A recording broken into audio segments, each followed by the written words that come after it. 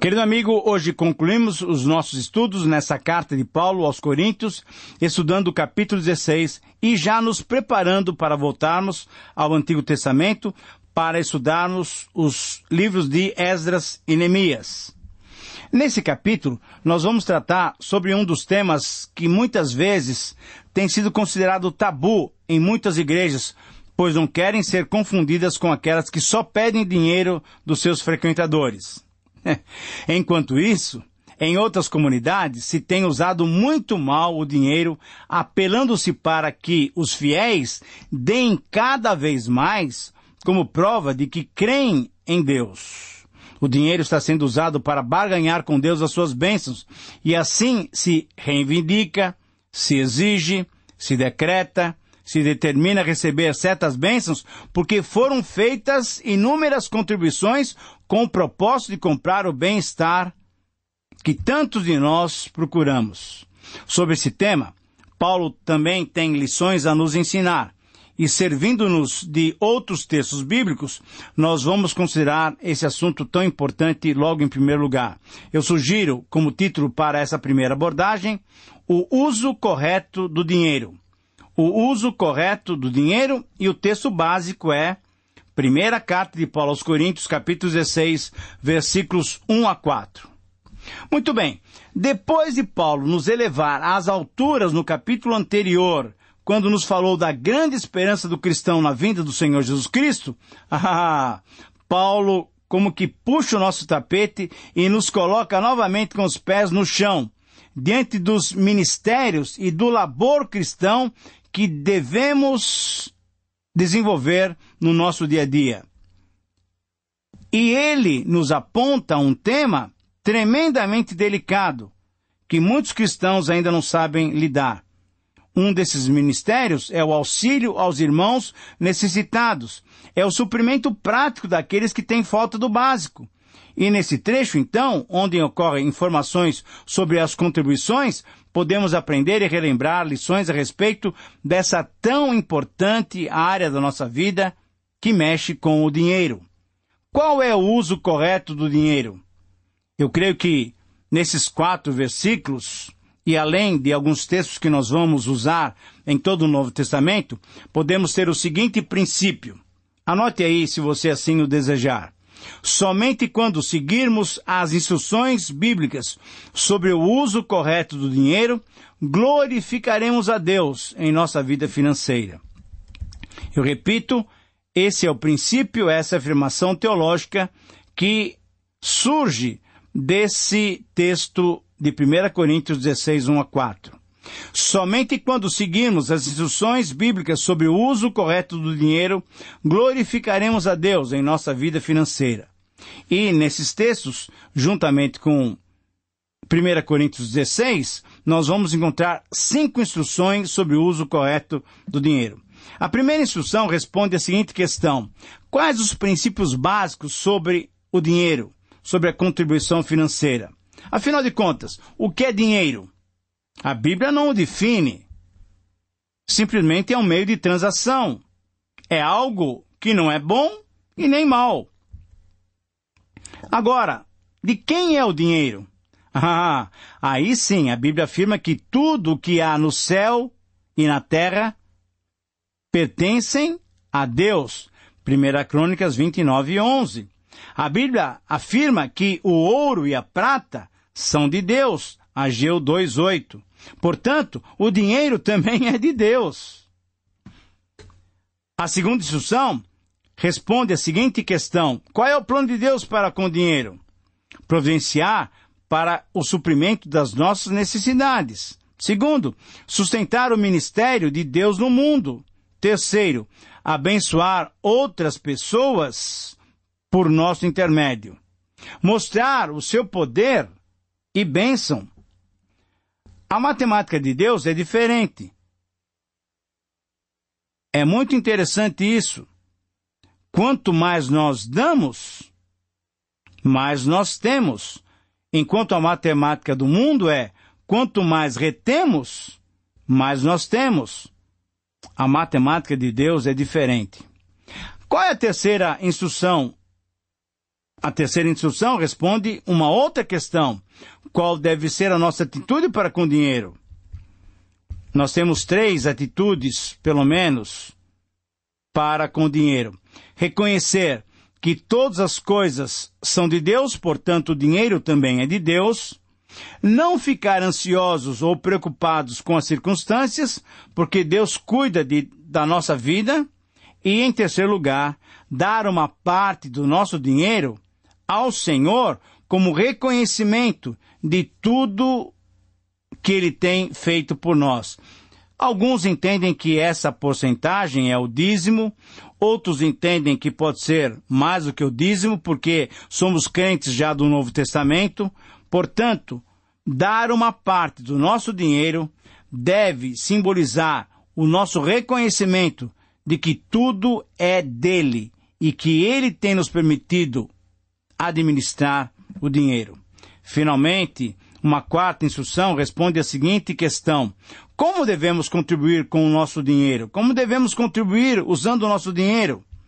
Veja bem, a situação contextual de Paulo é muito interessante nesse capítulo 16, logo no início das primeiras palavras do capítulo 16, versículo 1. Quanto à coleta para os santos, fazei também como ordenei às igrejas da Galácia. Ora, aqui nós temos uma situação de contexto.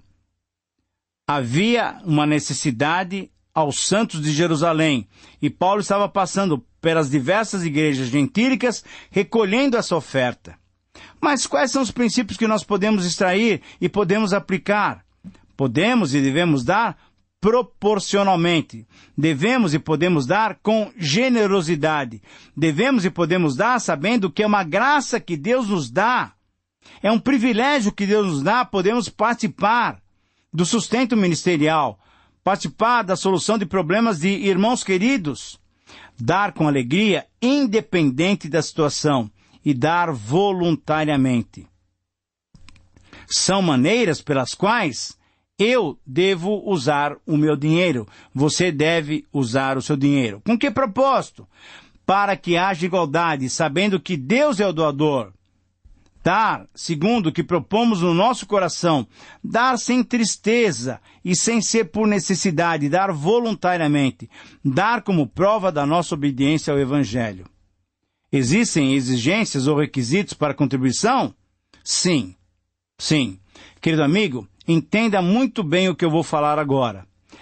A primeira exigência e o primeiro requisito que Deus requer de todos nós é que nós, primeiramente, demos as nossas vidas a Ele. Confirme isso em 2 Coríntios 8:5. Se você não entregou a sua vida ao Senhor Jesus, a sua contribuição não chega até o nosso Deus. Depois de dar a nossa vida ao Senhor, devemos dar a nossa vida aos irmãos. E assim, então, a nossa contribuição sobe como um aroma suave diante do Senhor. A situação do não cristão, então, é a seguinte: não é obrigatório dar o seu dinheiro ao Senhor. Por quê? Porque Deus não está interessado no seu dinheiro, Deus não precisa do seu dinheiro. Me perdoe essa franqueza, mas essa é a verdade. Deus quer, em primeiro lugar, meu querido amigo que está me ouvindo agora, Deus quer, em primeiro lugar, a sua vida. O seu dinheiro não vai lhe dar méritos diante de Deus. Querido amigo, eu repito, Deus quer, em primeiro lugar, a sua vida. O privilégio de participar da obra do Senhor é daqueles que já se entregaram para Ele. Então, aproveite essa oportunidade. Entregue-se a Jesus. Dê o comando de sua vida a Ele. E aí sim, você poderá até contribuir financeiramente. E o seu valor, o seu dinheiro, a sua oferta subirá como um aroma agradável diante do Senhor. A quinta e a última instrução responde a seguinte questão: o que acontece quando damos corretamente o dinheiro? Ora, recebemos de Deus a recompensa. Deus aumentará a nossa sementeira, Deus multiplicará os frutos da nossa justiça, Deus nos enriquecerá mais para que possamos ser mais generosos. Podemos ver os resultados na vida dos irmãos que serão supridos. Podemos ver o suprimento das nossas próprias necessidades. Podemos ver o suprimento na obra do Senhor. Para que experimentemos a provisão de Deus em nossas vidas, quero concluir com essas 3 afirmações. Nós devemos praticar os princípios divinos sobre finanças. Nós não devemos amar o dinheiro. E nós devemos nos preocupar mais em dar do que receber. Que Deus abençoe nessa área da sua vida de entregar as suas dádivas ao Senhor. Muito bem, depois de verificarmos de modo específico esse assunto tão prático que tem sido muito mal administrado entre vários cristãos, devemos perceber como Paulo se despede da igreja de Corinto. Lembra que nós estamos no capítulo 16, palavras finais do apóstolo Paulo. E eu quero então colocar um título para os versículos 1 a 12, demonstrando o cuidado cristão. Demonstrando o cuidado cristão é o título que eu sugiro para essa segunda abordagem. A vida de Paulo é sempre um exemplo para todos nós em vários aspectos. No capítulo 4, nós vemos as suas características como um pai espiritual dos coríntios, tratando-os com carinho, mas também tratando-os com severidade. No capítulo 9, Paulo nos mostrou como o princípio do amor, vivenciado na cessão dos nossos direitos, favorece a fé dos nossos irmãos. No capítulo 14, ele se colocou como exemplo de maturidade cristã, não utilizando os seus dons que ele poderia se demonstrar como espiritual, como por exemplo o dom de línguas, porque ele tinha um objetivo, que era edificar o corpo de Cristo. E agora, nesse trecho, ele se coloca mais uma vez como exemplo, demonstrando na prática o seu cuidado cristão. A afirmação teológica, o princípio norteador desse texto, é expresso através dessa frase. O verdadeiro cristão só será considerado maduro quando demonstrar na prática um cuidado pelos seus irmãos. O verdadeiro cristão só será considerado maduro quando demonstrar na prática o cuidado pelos seus irmãos. E nessas palavras do apóstolo Paulo, nós encontramos 5 princípios que nos ajudarão a cuidar dos nossos irmãos. O primeiro princípio é estimular o amor prático entre os irmãos, versículos 1 e 2. Sentindo a necessidade dos irmãos queridos de Jerusalém, o que Paulo fez? Convidou outros irmãos a auxiliarem os necessitados, propondo que nada fosse feito de última hora, sem planejamento. Paulo então está pedindo às igrejas gentílicas que planejassem tirar uma oferta para que quando ele passasse pelas igrejas, ele pudesse então receber essa oferta e encaminhar para Jerusalém. Isso é o estímulo ao amor prático entre os irmãos. O segundo princípio é envolver-se na solução das dificuldades, versículos 3 e 4. Paulo fez isso indo pessoalmente tratar do assunto. Paulo mostrou-se cuidadoso ao pedir que se indicasse também outros portadores. Ele não queria levar sozinho toda a oferta. Ele se dispôs a acompanhar esses portadores. O terceiro princípio é acompanhar os que foram gerados através do seu ministério, versículo 5, 6 e 7. Paulo demonstrou uma responsabilidade muito especial de um verdadeiro pai espiritual. Ele compartilhou seu ministério, envolvendo outros no seu ministério, envolvendo-os no seu encaminhamento. Paulo visitou os lugares mais distantes, Macedônia e Acaia, e mesmo ali, ele obteve uma resposta positiva daqueles irmãos. O quarto princípio é aproveitar as oportunidades que Deus dá para alcançarmos a outras pessoas. Versículos 8 e 9. Objetivando gastar mais tempo na proclamação do Evangelho, Paulo, que estava em Éfeso, ele foi para a Ásia e ficaria ali até o Pentecoste, mais 2 meses, para depois então rumar para Jerusalém. Da Ásia, de Éfeso, ele partiria para levar essa oferta para os irmãos de Jerusalém. Entrando na grande e oportuna porta que Deus abrira para ele ministrar, Paulo se dispôs a ministrar e a recolher então essas ofertas. Ele proclamou o Evangelho até mesmo diante de adversários. É importante nós percebermos esse princípio, aproveitar as oportunidades que Deus nos dá para alcançar novas pessoas, mesmo que essas oportunidades nos tragam algumas dificuldades. O quinto e último princípio, então, é promover o bom relacionamento entre os irmãos. Versículos 10 a 12. Paulo pediu uma boa acolhida aos que trabalham na obra do Senhor. Versículo 10. Paulo pediu pelo encaminhamento pacífico dos ministros. Versículo 11. E Paulo pediu, por fim, a compreensão para a estratégia dos diferentes ministros, conforme o versículo 12. Eu quero ler esse versículo só para que você entenda exatamente isso que nós estamos mencionando. Acerca do irmão Apolo, muito lhe tenho recomendado que fosse ter convosco em companhia dos irmãos, mas de modo algum era a vontade dele ir. Agora, porém, irá quando se lhe deparar boa oportunidade. É interessante perceber como Paulo tem cuidado não só dos irmãos de Corinto, mas como os outros ministros também, como, por exemplo, para com Apolo, pedindo que a igreja se relacionasse adequadamente com esse ministro. Ora, esse cuidado todo foi proveitoso, e isso nós vemos em 2 Coríntios capítulo 7. A vida de Paulo, querido amigo, é um desafio para nós. Que Deus nos capacite a primeiramente andar nos seus caminhos, a fim de servirmos de exemplo para outros. Muito bem, agora chegamos nos últimos versos dessa magnífica carta de Paulo aos Coríntios. Paulo se despede daqueles irmãos com palavras de encorajamento. Embora tenha sido uma igreja que lhe dera muito trabalho, era uma igreja com todos os dons espirituais. Embora fosse uma igreja infantil e carnal, era também uma igreja composta de irmãos que tinham sido justificados, lavados e santificados em nome de Jesus Cristo. Paulo então se despediu daqueles irmãos com palavras de apreço e carinho. Por isso, o título que proponho para esse parágrafo é o encorajamento cristão. 1 Coríntios 16, 13 a 24. O encorajamento cristão. 1 Coríntios 16, 13 a 24. Paulo está se despedindo dos seus irmãos coríntios. Sua missão de esclarecer os pontos duvidosos já tinha sido cumprida, e agora, então, ele se despede com palavras animadoras. Sintetizando as suas palavras, podemos perceber esse princípio desafiador para colocarmos em prática.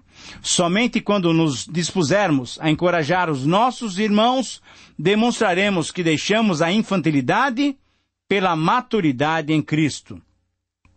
Somente quando dispusermos a encorajar os nossos irmãos, demonstraremos que trocamos a infantilidade pela maturidade em Cristo.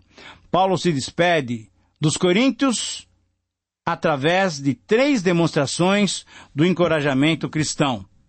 Primeira demonstração, e é uma demonstração do encorajamento que nos mostra que somos maduros. A primeira demonstração da maturidade cristã pode ser vista nas recomendações fraternas. Sede vigilantes. A vigilância consiste em sermos livres e desembaraçados das preocupações mundanas, a fim de nos consagrarmos somente ao Senhor. Devemos permanecer firmes na fé, isso é, ter condições para desconsiderar qualquer ideia ou falso mestre. Portai-vos varonilmente. Não podemos permitir que as pressões do mundo, da carne e de Satanás nos enfraqueçam, nos desviem do propósito de seguirmos a Cristo. Fortalecei-vos no Senhor, buscar todas as forças no poder do Senhor. Todos os vossos atos sejam feitos com amor. Veja o versículo 14. Pois aquele que não ama seu irmão, a quem vê, não pode amar a Deus a quem não vê. Sujeitai-vos aos que cooperam na obra do Senhor. Paulo pede uma submissão de uns para com os outros, para que a igreja cresça forte. E reconhecei os cristãos abnegados, versículo 18. Reconhecer, receber, acatar, honrar, aqueles que se dedicam ao serviço do Senhor como irmãos que dão as suas vidas em favor da coletividade.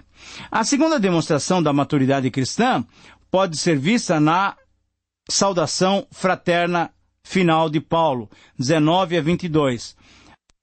As saudações cristãs deveriam ser feitas por todos e para com todos os irmãos.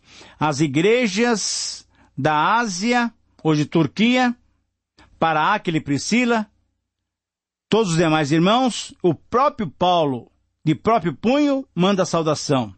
O conteúdo da saudação cristã é o amor ao Senhor. A saudação promove comunhão íntima entre os cristãos. A saudação cristã traz esperança da volta de Cristo. E, finalmente, a terceira demonstração da maturidade cristã pode ser vista no desejo de abençoar fraternalmente os irmãos. Os versículos 23 e 24 são a bênção final. A graça do Senhor Jesus esteja convosco. O meu amor esteja com vocês também em Cristo Jesus. Querido amigo, também essas são as minhas palavras para que você tenha a graça do Senhor sobre você e o meu amor esteja com cada um de vocês. Que Deus nos abençoe, que Deus te abençoe e até o próximo programa.